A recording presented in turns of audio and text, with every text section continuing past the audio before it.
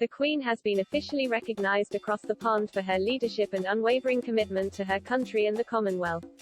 On Thursday, the sovereign was awarded the second Ruth Bader Ginsburg Women of Leadership Award, which celebrates women who have dedicated their lives to public service and made a positive change in society. Mr. Biden sanctioned the decision to award the Queen for her 7-decade-long service to the UK and the Commonwealth by penning a letter to Her Majesty, in which he praised the 95-year-old sovereign for setting an example. The U.S. President wrote, "This award is a testament to your lifetime of leadership and unflinching devotion to serving the people of the Commonwealth. Your strength and integrity through an era of unprecedented global challenges have set an example for the world that will continue to inspire leaders for generations to come." Mr. Biden met for the first time the Queen in June at the reception for the G7 held in Cornwall. 2 days later, the monarch hosted Mr. Biden and his wife Dr. Jill Biden for tea and a private audience at Windsor Castle. Following this meeting, Mr. Biden praised Her Majesty for her generosity. He said, "We had a long talk. She was very generous. I don't think she'd be insulted, but she reminded me of my mother. In terms of the look of her and just the generosity. She was very gracious." Opening up on the discussion, Mr. Biden said they had spoken about Russian President Mr. Putin and Chinese leader Xi Jinping. He added, "She said, 'What's it like in the White House?' I said, 'Well, it's magnificent, but it's a lot of people.'" On Thursday, Mr. Biden wasn't the only leading U.S. personality praising the Queen for her commitment to public duties.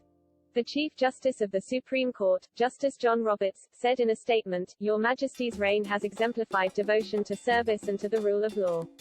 It has inspired a great many others around the world to give of themselves for the broader good." He also said, "Your Majesty and my late colleague Justice Ginsburg personified those virtues in different arenas, to be sure, but with the same extraordinary level of commitment and, indeed, courage."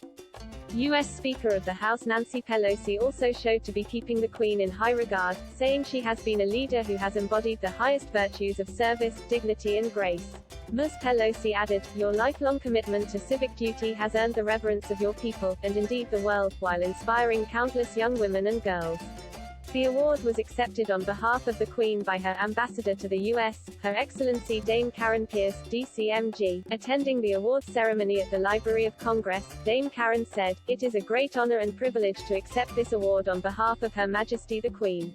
The award commemorates the lasting legacy and inspiring commitment of Justice Ruth Bader Ginsburg. Her Majesty the Queen's unwavering dedication and public service is an inspiration felt around the world."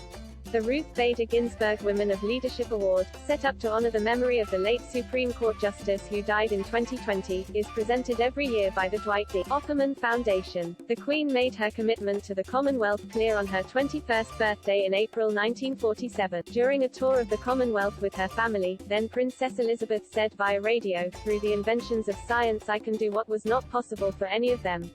I can make my solemn act of dedication with a whole empire listening. I should like to make that dedication now. It is very simple. I declare before you all that my whole life, whether it be long or short, shall be devoted to your service and the service of our great imperial family to which we all belong."